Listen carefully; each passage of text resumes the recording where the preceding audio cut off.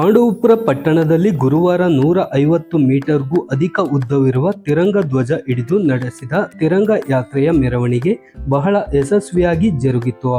ರಾಷ್ಟ್ರೀಯ ಭದ್ರತೆಗಾಗಿ ನಾಗರಿಕರು ಭಾರತೀಯ ಸಶಸ್ತ್ರ ಪಡೆಗಳೊಂದಿಗೆ ನಾವೆಲ್ಲರೂ ನಿಲ್ಲೋಣ ಎಂಬ ಶೀರ್ಷಿಕೆಯಡಿ ತಿರಂಗ ಯಾತ್ರೆ ಅದ್ದೂರಿಯಾಗಿ ನಡೆಯಿತು.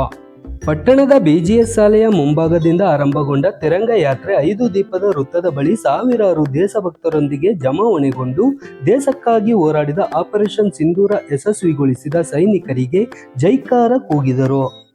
ಈ ವೇಳೆ ಜಮ್ಮು ಮತ್ತು ಕಾಶ್ಮೀರ ಭಾರತ ಮಾತೆಯ ಸಿಂಧೂರ, ಭಾರತ ಮಾತೆಗೆ ಹೂ ಹಾಕಿ, ಪಾಕಿಸ್ತಾನಕ್ಕೆ ಬಾಂಬ್ ಹಾಕಿ, ಭಾರತದ ಪ್ರತಿಯೊಬ್ಬ ನಾಗರಿಕ ನಿಮ್ಮೊಡನೆ ಇದ್ದಾನೆ ಎಂಬ ಜಯಘೋಷ ಕೂಗುತ್ತಾ ಪಟ್ಟಣದ ಪ್ರಮುಖ ಬೀದಿಗಳಲ್ಲಿ ಮೆರವಣಿಗೆ ನಡೆಸಿ ಪೊಲೀಸ್ ಠಾಣೆ ಮಾರ್ಗವಾಗಿ ಹಳೆ ಬಸ್ ಸ್ಟ್ಯಾಂಡ್ ನಿಲ್ದಾಣಕ್ಕೆ ಯಶಸ್ವಿಯಾಗಿ ತಲುಪಿ ಮುಕ್ತಾಯಗೊಂಡಿತ್ತು. ಮಾಜಿ ಸೈನಿಕರಾದ ಕೃಷ್ಣೇಗೌಡ ಹಾಗೂ ಕಮರೇಶ್ ರವರಿಗೆ ಪುಷ್ಪಾರ್ಚನೆ ಮಾಡುವ ಮೂಲಕ ಅವರಿಗೆ ಗೌರವ ಸಲ್ಲಿಸಲಾಯಿತು. ಈ ಸಂದರ್ಭದಲ್ಲಿ ಹಿಂದೂ ಜಾಗರಣ ವೇದಿಕೆ ಜಿಲ್ಲಾ ಸಂಯೋಜಕ ಮಾರ್ಕಂಡಯ್ಯ ಮಾತನಾಡಿ, ಪಾಕಿಸ್ತಾನಿಗರೇ, ಇನ್ನು ಮುಂದಾದರೂ ನಿಮ್ಮ ಭಯೋತ್ಪಾದಕ ಚಟುವಟಿಕೆಗಳನ್ನು ನಿಲ್ಲಿಸಿ. ಭಾರತಕ್ಕೆ ಬೇಕಾದ ಉಗ್ರಗಾಮಿಗಳನ್ನು ಒಪ್ಪಿಸುವವರೆಗೂ ಆಪರೇಷನ್ ಸಿಂಧೂರ ನಿಲ್ಲುವುದಿಲ್ಲ. ಪ್ರಧಾನಿ ಮೋದಿಯವರು ಹೇಳಿದ ರೀತಿ ರಕ್ತ ಮತ್ತು ನೀರು ಒಟ್ಟಿಗೆ ಹರಿಯಲು ಸಾಧ್ಯವಿಲ್ಲ. ಗಡಿಯಿಂದ ಆಚೆ ಅಲ್ಲದೆ ಗಡಿಯ ಒಳಗೆ ಇರುವ ದೇಶದ್ರೋಹಿಗಳಿಗೂ ಪಾಕಿಸ್ತಾನಕ್ಕೆ ಜೈಕಾರ ಹಾಕಿ ಸೈನಿಕರಿಗೆ ಭದ್ರತಾ ವೈಫಲ್ಯ ಎನ್ನುವ ಕೆಲವು ದೇಶದ್ರೋಹಿಗಳಿಗೆ ಆರಕ್ಷಕರು ತಕ್ಕ ಶಿಕ್ಷೆಯನ್ನು ಕೊಡುತ್ತಿರುವುದನ್ನು ನಾವು ಮಾಧ್ಯಮದಲ್ಲಿ ನೋಡುತ್ತಿದ್ದೇವೆ. ಇನ್ನು ಮುಂದಾದರೂ ಭಯೋತ್ಪಾದನೆ ಚಟುವಟಿಕೆಗಳನ್ನು ನಿಲ್ಲಿಸಿ, ಇಲ್ಲವಾದರೆ ಆಪರೇಷನ್ ಸಿಂಧೂರ ಎಂದೆಂದಿಗೂ ನಡೆಯುತ್ತಲೇ ಇರುತ್ತದೆ ಎಂದು ಎಚ್ಚರಿಸಿದರು.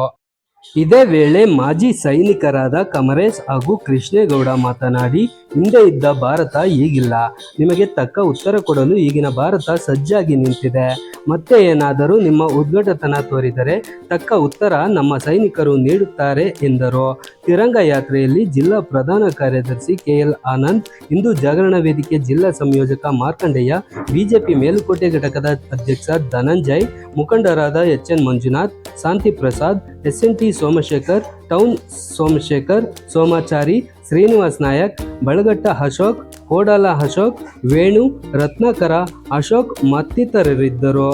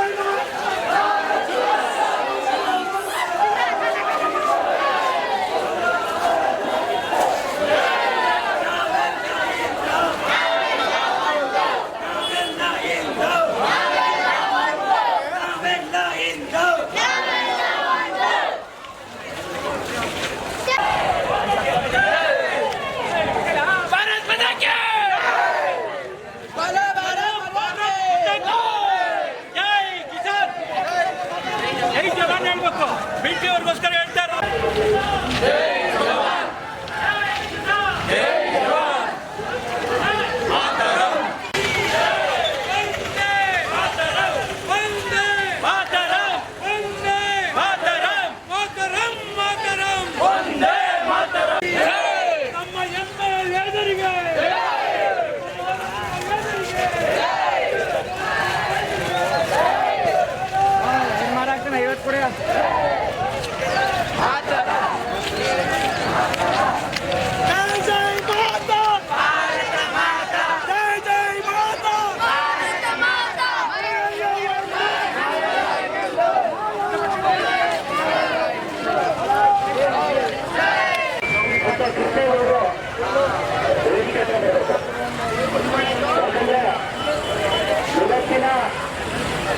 ಜಾಗತಿಕ ಮಟ್ಟದಲ್ಲಿ ಭಾರತದ ಸೈನಿಕರ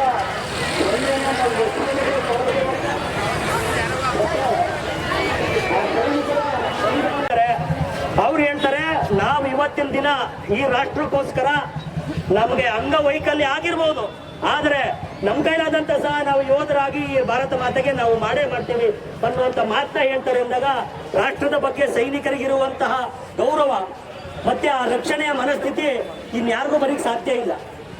ಅದರಿಂದ ಈ ಆಪರೇಷನ್ ಸಿಂಧೂರದ 100ಕ್ಕೆ 100 ಕ್ರೆಡಿಟ್ ಸೈನಿಕರಿಗೆ ಸೇರ್ಬೇಕು ಅನ್ನೋದು ಈ ರಾಷ್ಟ್ರದ ಪ್ರತಿಯೊಬ್ಬ ಪ್ರಜೆಯ ಮನಸ್ಥಿತಿ.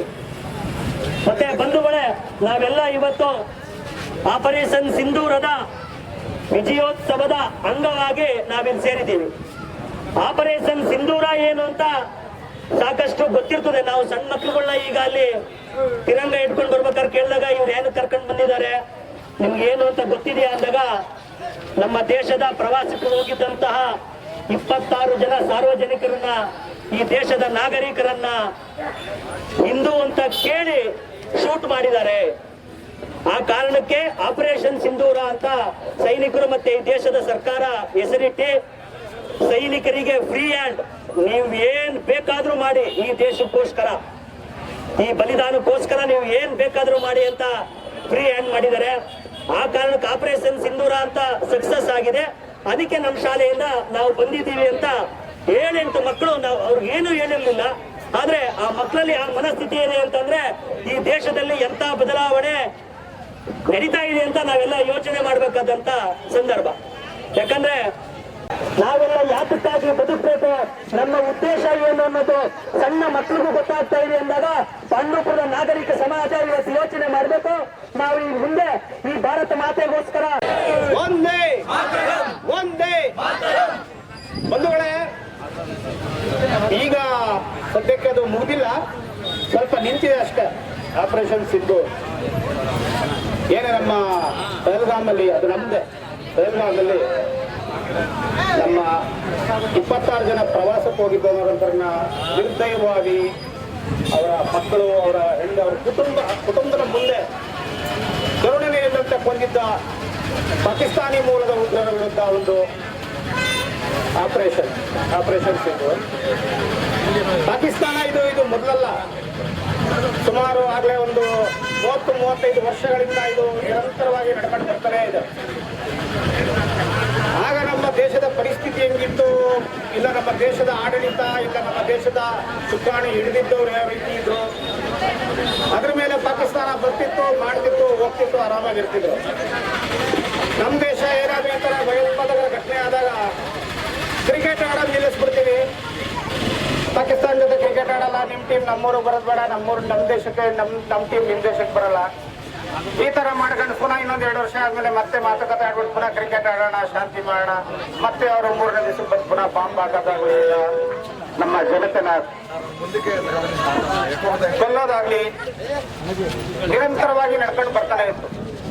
ಇತ್ತೀಚೆಗೂ ಅಷ್ಟೇ ನಾವು ಒಂದು ಸರ್ಜಿಕಲ್ ಸ್ಟ್ರೈಕ್ ಮಾಡಿದ್ವಿ, ಇದೇ ತರ ಒಂದು ಭಯೋತ್ಪಾದಕ ಚಟುವಟಿಕೆ ವಿರುದ್ಧವಾಗಿ ಸರ್ಜಿಕಲ್ ಸ್ಟ್ರೈಕ್ ನಡೆದಿತ್ತು, ಒಂದ್ಸಲ ಏರ್ ಸ್ಟ್ರೈಕ್ ನಡೆದಿತ್ತು. ಆದ್ರೂ ಇವರು ನಿಲ್ಲಿಸಿರ್ಲಿಲ್ಲ. ಅದಕ್ಕೋಸ್ಕರ ಈಗ ನಮ್ಮ ಸೇನೆ ಒಂದು ನಿರ್ಣಾಯಕವಾಗಿ ಒಂದು ಪ್ರತಿರೋಧ ತೋರಿಸಲೇಬೇಕು ಅಂತ ಈ ಸಲ ಪಾಕಿಸ್ತಾನದ ದೇಶದ ಒಳಗಡೆ ಇದ್ದ, ಇಷ್ಟು ದಿನ ಬರೀ ಗಡಿಲ್ ನಡೀತಿತ್ತು, ಇಷ್ಟು ದಿನ ಈಗ ಪಾಕಿಸ್ತಾನದ ಒಳಗಡೆ ಇದ್ದಂತ ತಾಣಗಳಾಗ್ಲಿ, ಇಲ್ಲ ಅವ್ರದ್ದು ಟ್ರೈನಿಂಗ್ ಸೆಂಟರ್ಸ್, ಇಲ್ಲ ಹಾಸ್ಟೇಜಸ್ ಏನೇನಿತ್ತು ಅದನ್ನೇ ಟಾರ್ಗೆಟ್ ಮಾಡಿ ಒಂದಷ್ಟು air strike, missile strike, drone strike ಎಲ್ಲ ಮಾಡಿದ್ರು. ಸರಿ, ಆ ಪಾಕಿಸ್ತಾನದವ್ರು ಚೀನಾ ಮಿಸೈಲ್ಗಳು ಅಂಡ್ ಈ ಟರ್ಕಿ ಡ್ರೋನ್ಗಳೆಲ್ಲ ತರಿಸಿ ಸ್ವಲ್ಪ ನಮ್ಮೇಲೂ ಪ್ರಯತ್ನ ಪಟ್ರು. ಆದ್ರೆ ಚೀನಾ ಎಲ್ಲರೂ ಅನ್ಕೋತಾರೆ ಚೀನಾ ಅಡ್ವಾನ್ಸ್ ಆಗಿದೆ, ತುಂಬಾ ಟೆಕ್ನಾಲಜಿಯಿಂದ ಮುಂದೆ ಇದೆ ಅಂತ. ಅವರು ಮಿಸೈಲ್ ತಯಾರು ಮಾಡಿದ್ದಾರೆ, ಬಟ್ ಅವ್ರಿಗೆ ಯಾರ್ದು ವಾರ್ ಟೆಸ್ಟೆಡ್ ಅಲ್ಲ. ಅವ್ರು ಇದುವರೆಗೂ 62ನೇ ಇಸ್ವಿಲಿ ನಮ್ಮ ಭಾರತದಲ್ಲಿ ಒಂದು ಸಣ್ಣ ಯುದ್ಧ ಬಿಟ್ರೆ ಅದು ಇದುವರೆಗೂ ಚೀನಾ ಯಾವ ದೇಶದ ಮೇಲೆ ಯುದ್ಧ ಮಾಡೇ ಇಲ್ಲ. ಅವ್ರಿಗೆ ಯಾರಿಗೂ ಯುದ್ಧದ ಅನುಭವ ಇಲ್ಲ. ನಮ್ಗಾದ್ರು ದಿನನಿತ್ಯ ಯುದ್ಧ ನಮ್ಮ ದೇಶದಲ್ಲಿ, ಒಂದ್ ಸೈಡ್ ಅವರು, ಒಂದ್ ಸೈಡ್ ಇವರು. ಅದಕ್ಕೆ ನಮ್ಮ ಶಸ್ತ್ರಾಸ್ತ್ರಗಳು ನಿಖರವಾಗಿ ಅವ್ರನ್ನ ಸೋಲಿಸಿದೀವಿ. ಸದ್ಯಕ್ಕೆ ಈಗ ಅಲ್ಲಿ ಏನೋ ಒಂದು ಮೇಜರ್ ಡ್ಯಾಮೇಜ್ ಆಗಿದ್ರಿಂದ ಅದು ಸದ್ಯ ನಮಗೂ ಗೊತ್ತಿಲ್ಲ ಏನಂತ. ಯಾವುದೇ ಮೇಜರ್ ಡ್ಯಾಮೇಜ್ ಆಗದಂತೆ ಸೀಸ್ ಫೈರ್ಗೆ ಥರ್ಡ್ ಪಾರ್ಟಿಗಳು ಯಾರು ಬರಲ್ಲ. ಏನೋ ದೊಡ್ಡದಾಗಿದೆ ಅಲ್ಲಿ, ಅದಕ್ಕೋಸ್ಕರ ಸೀಸ್ ಫೈರ್ಗೆ ಅವ್ರ DGM, ನಮ್ಮ DGM ಫೋನ್ ಮಾಡಿ ಕೇಳ್ಕೊಡ್ರಂತೆ ಇಲ್ಲಿ ನಾಗರಿಕರಿಗೆ ತೊಂದರೆ ಆಗಿದೆ ತುಂಬಾ ಅಂತ. ಯಾಕೆಂದ್ರೆ ನಮ್ಮ ದೇಶ ಯಾವತ್ತೂ ಸಿವಿಲ್ ಪಾಪ್ಯುಲೇಷನ್ ಮೇಲೆ ಅಟ್ಯಾಕ್ ಮಾಡಿದ್ದೇ ಇಲ್ಲ. ಅವ್ರ ಮೇಲೆ ನಾವು ಮಿಲಿಟೆಂಟ್ ಸ್ಪೇಸಸ್, ಆಮೇಲೆ ಅವ್ರ ಆರ್ಮಿ ಯಾವಾಗ ನಮ್ಮ ಮೇಲೆ ಅಟ್ಯಾಕ್ ಮಾಡ್ತಾ ಅವ್ರ ಆರ್ಮಿ ಬೇಸಸ್ ಮೇಲೆ ಮಾತ್ರ ನಾವು ಅಟ್ಯಾಕ್ ಮಾಡಿದ್ದು. ಅದೇನು ಹೆಚ್ಚು ಕಡಿಮೆ ಆಗಿದೆಯೋ ಗೊತ್ತಿಲ್ಲ. ಅವರು ಸೀಸ್ ಫೈರ್ ಕೇಳ್ಕೊಂಡಿದ್ದಾರೆ ಅಂದ್ರೆ ಒಂದು ದೊಡ್ಡ ಮಟ್ಟದ ಅಲ್ಲಿ ಡ್ಯಾಮೇಜ್ ಆಗಿದೆ. ಅದರಿಂದ ನಮ್ಮ ಭಾರತ ಈಗ ಸದ್ಯಕ್ಕಿದು ಆಪರೇಷನ್ ಸಿಂಧೂರ್ ಮುಗ್ದಿಲ್ಲ, ಒಂದು ಪಾಸ್ ಅಷ್ಟೇ ನಿಂತಿದೆ. ಅವ್ರು ಕೇಳ್ಕೊಂಡ್ರೆ ಮತ್ತೆ ಏನಾದ್ರೂ ಇದೇ ತರ ಅವರು ಉದ್ದಟತನ ತೋರಿಸಿದ್ರೆ ಖಂಡಿತ ಮುಂದೆ ದೊಡ್ಡದಾಗಿ ಏನೋ ಕಾದಿದೆ. ಆಪರೇಷನ್ ಸಿಂಧೂರದ ಬಗ್ಗೆ ಪ್ರಶಂಸೆ ಮಾಡ್ತೀವಿ. ಇದ್ರ ಬಗ್ಗೆ ಜಾಸ್ತಿ ಇವರು ನಮ್ಮ ಕಮಲೇಶನ್ ಕಂಪ್ಲೀಟ್ ಡೀಟೇಲ್ಸ್ ಎಲ್ಲ ಹೇಳಿದ್ದಾರೆ. ಅಷ್ಟೇ ಡೀಟೇಲ್ಸ್ ಮತ್ತೆ ಹೇಳಿಕ್ ಹೋದ್ರೆ ಇಷ್ಟೇ ಇದಾಗುತ್ತೆ. ಅದಕ್ಕೆ ಒಂದಾಗಿ ಅವ್ರು ಹೇಳದೇ ಇರೋದನ್ನ ನಾನು ಒಂದೆರಡು ಮಾತು ಹೇಳ್ತೀನಿ. ಒಂದು ಏನಪ್ಪಾ ಅಂದ್ರೆ, ನಮ್ಮ ದೇಶಕ್ಕೆ ಇಡೀ ಪ್ರಪಂಚನೇ ಸಪೋರ್ಟ್ ಆಗಿದೆ. ಅದರಲ್ಲಿ 2 ದೇಶ ಮಾತ್ರ ಅವರಿಗೆ ಸಪೋರ್ಟ್ ಇದೆ, ಒಂದು ಚೀನಾ, ಒಂದು ತುರ್ಕಿ. ಈ ತುರ್ಕಿ ಆಲ್ರೆಡಿ ತುರ್ಕಿಗೆ ಏನ್ ಮಾಡ್ಬೇಕಾಗಿದೆಯೋ ಅದ ನಮ್ಮ ದೇಶ ಅವ್ರಿಗೆ ಬಿಸಿ ಮುಟ್ಟಿಸಿದೆ. ಚೀನಾದವ್ರಿಗೂ ಬಿಸಿ ಮುಟ್ಟಿಸಿದೆ. ಆದ್ರೂ ಅವ್ರು ಕಲಿಯಲ್ಲ. ಅವ್ರದ್ದೇನಂದ್ರೆ ಬರೀ ನರಿ ಬುದ್ಧಿ ತೋರಿಸ್ಕೊಂಡು ಎಲ್ಲಾರು ಹಾಳು ಮಾಡಕ್ಕೆ ಇಷ್ಟಪಡ್ತಾರೆ. ಬಟ್ ಆದ್ರೆ ಅದು ಸಾಧ್ಯ ಆಗಲ್ಲ ಅವರಿಂದ. ನಾವು ಭಾರತೀಯರು ಏನಿದ್ರು ನಾವು ಶಾಂತಿ ಪಾಲಕರು, ಶಾಂತಿಯಿಂದಲೇ ಮಡಿಗೆ ಹೋಗ್ತೀವಿ, ಇಷ್ಟಪಡ್ತೀವಿ. ಆಗಿಲ್ಲ ಅಂದ್ರೆ ದಂಡಂ ದಶೆ ಮಾಡೋ ಮಟ್ಟ ತೋರಿಸಿದೀವಿ. ಅದನ್ನ ಈಗ ಸಿಂಧೂರದಲ್ಲಿ ತೋರಿಸಿದೀವಿ ನಾವು. ಅದರಂತೆ ಮತ್ತೆ ಪಾಕಿಸ್ತಾನದಲ್ಲಿ ಇನ್ನೂ ಉಪಯೋಗ ಇಳಿತಾರೆ. ಅವರೆಲ್ಲ ಪೂರ್ಣ ನಾಶ ಆಗುವವರೆಗೂ ನಾವು ಸಿಂಧೂರು ನಿಲ್ಲಲ್ಲ ಅಂತ ಈ ಸಂದರ್ಭ ನಾನು ಹೇಳಿಕ್ಕೆ ಇಷ್ಟಪಡ್ತೀನಿ.